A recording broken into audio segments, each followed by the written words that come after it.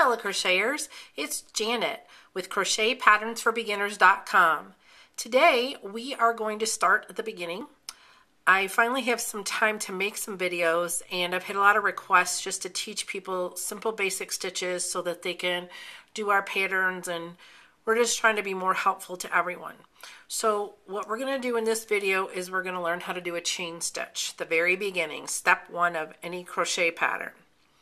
Okay, the things that you're going to need, not a lot, but some worsted weight yarn, or just any yarn will do. It's okay, whatever you guys have on hand. We don't need a lot. We're just practicing a chain stitch for right now. This is not a pattern, or it's not a project, excuse me. And today I'm using a K hook, which is also a 6.5 millimeter hook if you're looking for English directions or British directions. Okay, so what we're going to do is we're just going to get started. And again, all this is a video on how to teach a simple chain stitch. And after we learn how to chain stitch, then we're going to learn how to single crochet, and then we're going to learn another form of single crochet, which is a back loop single crochet, and I'm going to teach you guys how to make a simple dishcloth. So let's get started. One of the first things that you want to keep in mind when you're crocheting is, especially when you're first learning, count. Counting is everything. So whatever your pattern calls for, whatever you're making, whatever the size, it will have a certain number of stitches. And you need to really, really keep that in mind as you're going along. Most beginning patterns are either squares or rectangles. Some are in the round, and we'll get to that later. But for right now, we're just going to do the chain stitch so that everyone is comfortable with that. Another tip for you guys, sometimes people, when they first start out, you either find one or two things. Either they crochet really, really loosely or really, really tightly. And the majority of people crochet too tight. So if you can't get your stitches big enough because you're just crocheting too tight, then I suggest that when you're making a chain, you just go up for a bigger hook. So on this particular instance, I wouldn't go up to an L because L's are really, really hard to find. But if you wanted to just do, say, like a J hook for your piece, and then go and start with the K hook so that your foundation chain is looser. So that's just a great tip for beginners to get started. Okay, all right, so the first thing that we have to do is we have to make a slip knot. Now, a lot of people know how to make slip knots. There's just so many ways. I'm just going to cover the way that I do it. This, from now on, this is your tail, this end piece right here, and then this is your working yarn, and this is actually coming off of a ball of yarn. This is just a piece of cotton yarn that I have that's a scrap that's left over. Okay, so what we're going to do is we're going to take our tail and we're going to take our working yarn and wrap it around and form a loop. Okay, let me do that again really slow. This is your tail. This is your working yarn. This is coming again from your ball. Okay, take your yarn and wrap it around your finger and form a loop.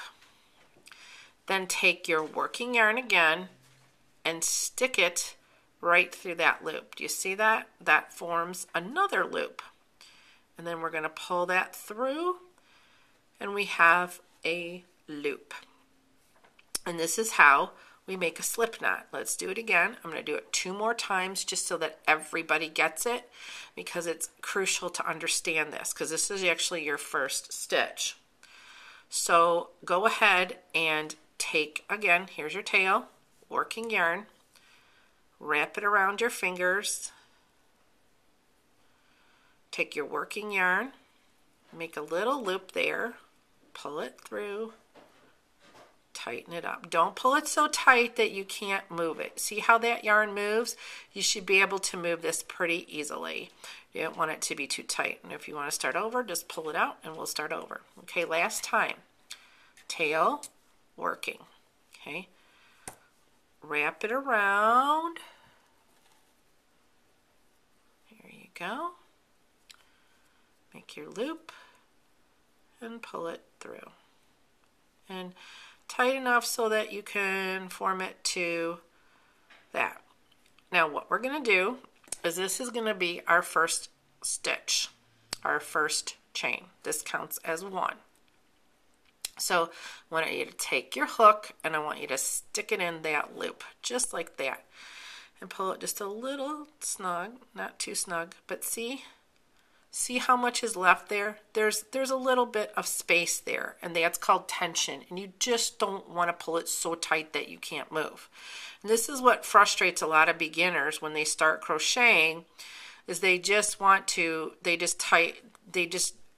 chain so tightly that they can't even start their second round.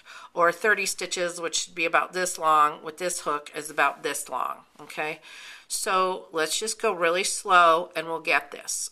All right, so we have our loop, we have our slip knot, we have our tail, and we have our working yarn. Okay, now I am right-handed, as you can see, so this is for a right-handed tutorial. There are plenty of videos online that you can check for left-handed tutorials. I'm sorry, but I can't do left-handed stuff yet. So one day if I learn, I'll be sure to put some videos up. So we have our tail to our right and our working yarn to our left. Now we want to make sure as we're going along that we have plenty of yarn pulled off over here. This is just something that you don't want to be pulling it really too tight. You just want your yarn to be loose, like in a little pile, so that it's easy to work with. Okay, all right, so here we go. We're going to take our left hand and our first finger and our thumb, and we're just going to pinch that around. Or you could do it like that.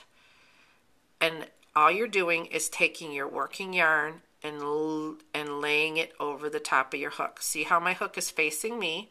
There's the side view so that you could tell how to hold it just right and hold it just pinching it, whatever's comfortable. Once you get going and you get started, you might not hold it the same way that I do, and that's okay. And you might not wrap it the same way that I do. But for right now, this is how we're going to learn, and this will make a very successful chain out of any one. Okay, so let's go ahead and let's take that yarn and lay it over. Now take your fingers and just kind of give it a little pinch. Take your hook and let the hook do its job and let it pull through that loop. Okay, let's do that again. We have our loop. Don't lose your slip knot. If you do, you're going to start over again. That's fine. Okay, here's our tail. Here's our working yarn. Okay, we're just going to take that, wrap it around the front, and we're going to let the hook do its work and pull it through. Okay, don't pull it tight. See how nice and just loose that is? It's not super loose. It's not flopping all over the place by any stretch of the means, but you can see that there's some space in there for me to get my hook in there, and that's all we want. The bigger the hook, the bigger the stitch. A K-hook is pretty easily seen here on the video, so that's why I chose this hook. It's not too big and it's not too small. Okay, so we're just going to keep doing that. Wrap around, take your yarn, and pull it through. Okay, if you have to pull it up just a little bit, that's okay. You should do that. And do you see how those two stitches are pretty much the same size? Okay, let's try it again. Wrap around, pull through. Okay, so now we have 3 stitches. 1, 2, 3. 3 chains. All right, let's do it again. Wrap around, let the hook do its work, and pull through. Wrap around, again, let the hook do its work, and pull through.